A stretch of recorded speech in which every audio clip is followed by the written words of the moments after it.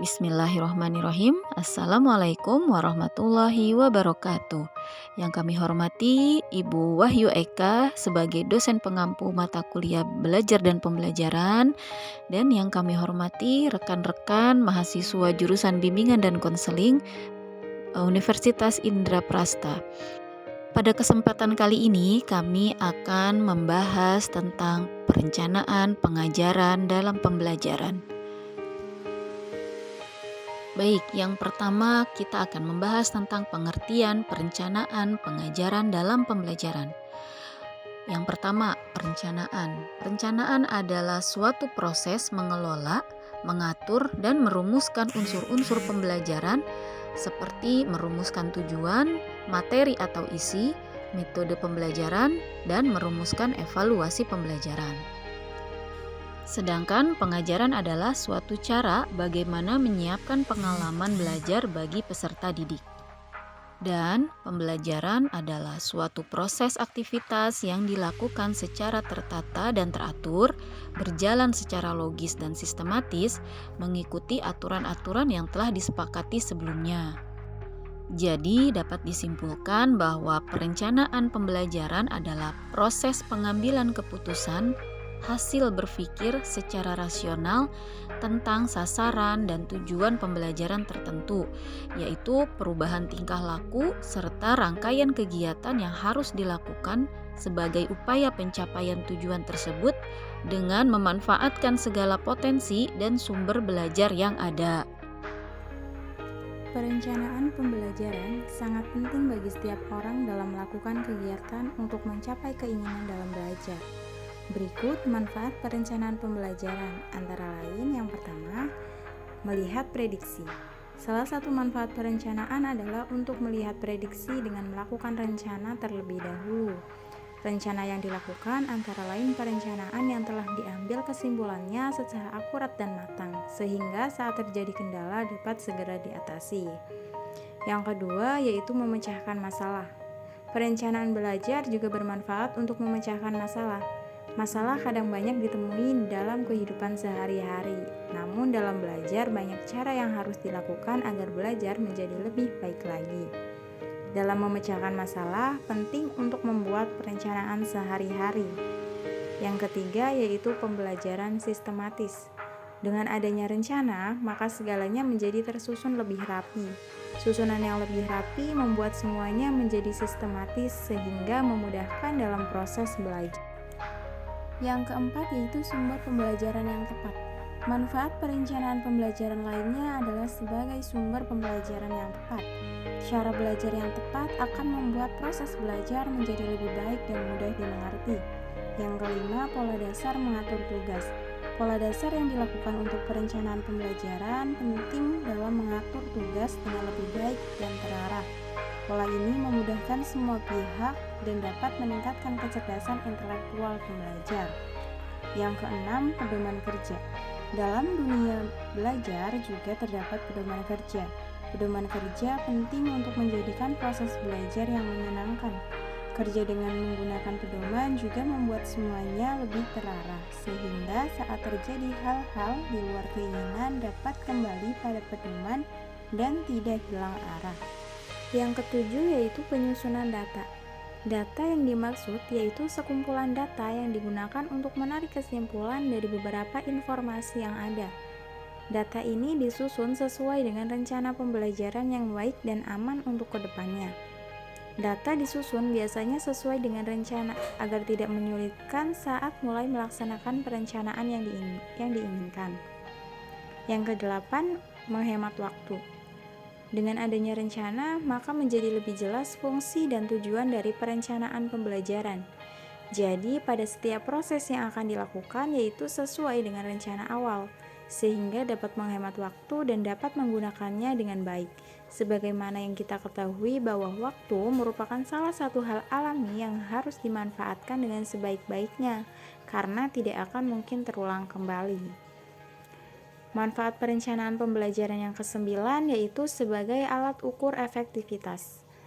Efektivitas di sini memiliki arti waktu yang singkat tetapi juga menghasilkan hasil yang memuaskan, tentu dengan proses yang matang dan tidak melenceng dari perencanaan sebelumnya. Alat ukur efektivitas yang tidak berjalan baik dapat dievaluasi titik lemahnya dan diperbaiki untuk menjadi lebih baik lagi. Yang terakhir, sebagai petunjuk arah dalam belajar. Hal ini bertujuan agar semuanya menjadi lebih terkendali dan baik. Arah yang jelas bisa menjadi petunjuk yang menguntungkan bagi beberapa pihak yang ada.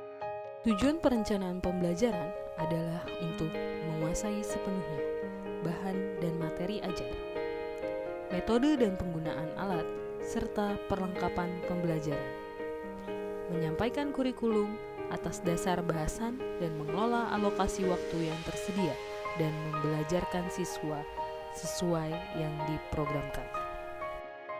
Persiapan perencanaan pembelajaran.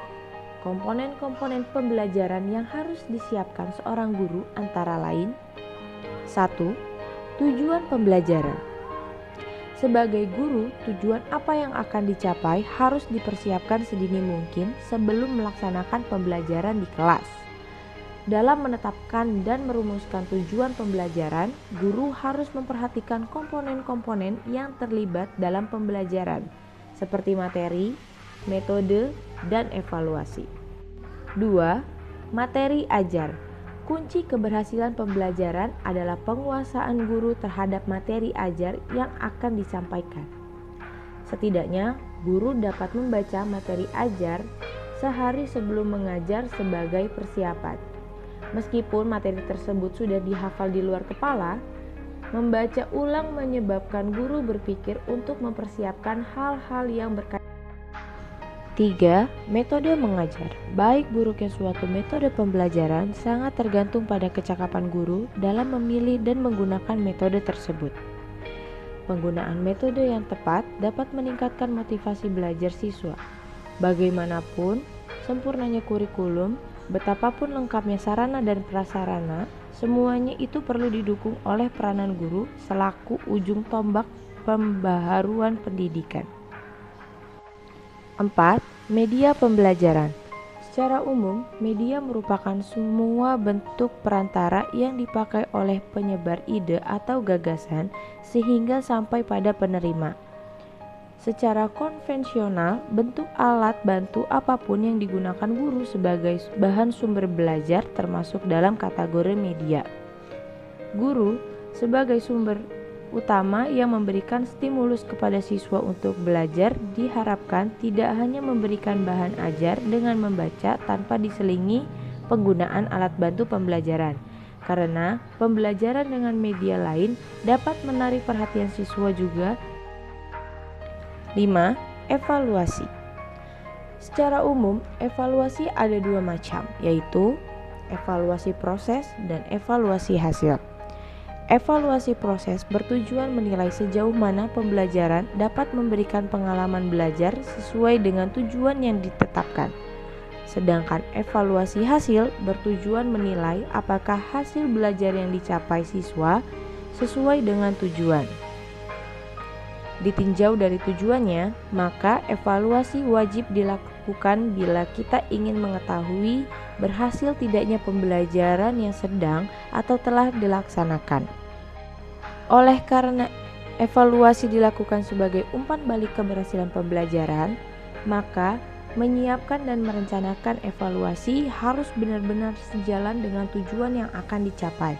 Semakin sering guru melakukan evaluasi, semakin banyak umpan balik yang diperoleh oleh guru tersebut sebagai bahan untuk memperbaiki. Baik teman-teman, setelah kita membahas tentang pengertian perencanaan pembelajaran, dari tujuan dan manfaatnya, persiapan perencanaan, dan kini kita akan membahas tentang pelaksanaan perencanaan pengajaran dalam pembelajaran. Menurut Nana Sujana, pelaksanaan pembelajaran adalah proses yang diatur sedemikian rupa menurut langkah-langkah tertentu agar pelaksanaan mencapai hasil yang diharapkan. Menurut Syaiful Bahri dan Azwan Zain, pelaksanaan pembelajaran adalah suatu kegiatan yang bernilai edukatif. Nilai edukatif mewarnai interaksi yang terjadi antara guru dan siswa. Interaksi yang bernilai edukatif dikarenakan pelaksanaan pembelajaran yang dilakukan diarahkan untuk mencapai tujuan tertentu yang telah dirumuskan sebelum pelaksanaan pembelajaran dimulai. Dalam pelaksanaan pembelajaran, guru melakukan beberapa tahap pelaksanaan pembelajaran, antara lain membuka pembelajaran, penyampaian materi pembelajaran, dan menutup pembelajaran. Yang pertama kita bahas adalah membuka pembelajaran. Kegiatan membuka pembelajaran adalah kegiatan yang dilakukan oleh guru untuk menciptakan suasana pembelajaran yang memungkinkan siswa siap secara mental untuk mengikuti kegiatan pembelajaran. Pada kegiatan ini, guru harus memperhatikan dan memenuhi kebutuhan siswanya serta menunjukkan adanya kepedulian yang besar terhadap keberadaan siswa. Dalam membuka pembelajaran, guru biasanya membuka dengan salam dan presensi siswa dan menanyakan tentang materi sebelumnya.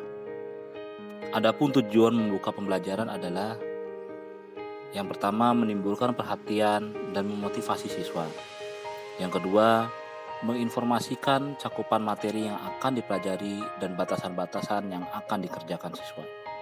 Yang ketiga, memberikan gambaran mengenai metode atau pendekatan-pendekatan yang akan digunakan maupun kegiatan pembelajaran yang akan dilakukan siswa. Yang keempat, melakukan apersepsi, yakni mengaitkan materi yang telah dipelajari dengan materi yang akan dipelajari. Yang kelima, mengaitkan peristiwa aktual dengan materi baru. Setelah kita membahas tentang tujuan membuka pelajaran, berikutnya adalah kita membahas tentang penyampaian materi pembelajaran. Penyampaian materi pembelajaran merupakan inti dari suatu proses pelaksanaan pembelajaran. Dalam penyampaian materi, guru menyampaikan materi berurutan dari materi yang paling mudah terlebih dahulu untuk memaksimalkan penerimaan siswa terhadap materi yang disampaikan guru. Maka, guru menggunakan metode mengajar yang sesuai dengan materi dan menggunakan media sebagai alat bantu penyampaian materi pembelajaran. Apa sih tujuan penyampaian materi pembelajaran itu? Yang pertama, membantu siswa memahami dengan jelas semua permasalahan dalam kegiatan pembelajaran. Yang kedua, membantu siswa untuk memahami suatu konsep atau dalil. Yang ketiga, melibatkan siswa untuk berpikir. Dan yang keempat, memahami tingkat pemahaman siswa dalam penerimaan pembelajaran. Dua tahapan pelaksanaan pembelajaran telah kita lewati, telah kita bahas. Yang berikutnya adalah menutup pembelajaran. Kegiatan menutup pembelajaran adalah kegiatan yang dilakukan guru untuk mengakhiri kegiatan inti pembelajaran. Dalam kegiatan ini, guru melakukan evaluasi terhadap materi yang telah disampaikan. Adapun tujuan kegiatan menutup pembelajaran adalah 1. Mengetahui tingkat keberhasilan siswa dalam mempelajari materi pembelajaran. 2. Mengetahui tingkat keberhasilan guru dalam melaksanakan kegiatan pembelajaran. Yang ketiga, membuat rantai kompetensi antara materi sekarang dengan materi yang akan datang. Demikian proses pelaksanaan pembelajaran dari membuka pembelajaran, penyampaian materi pembelajaran, sampai menutup pembelajaran.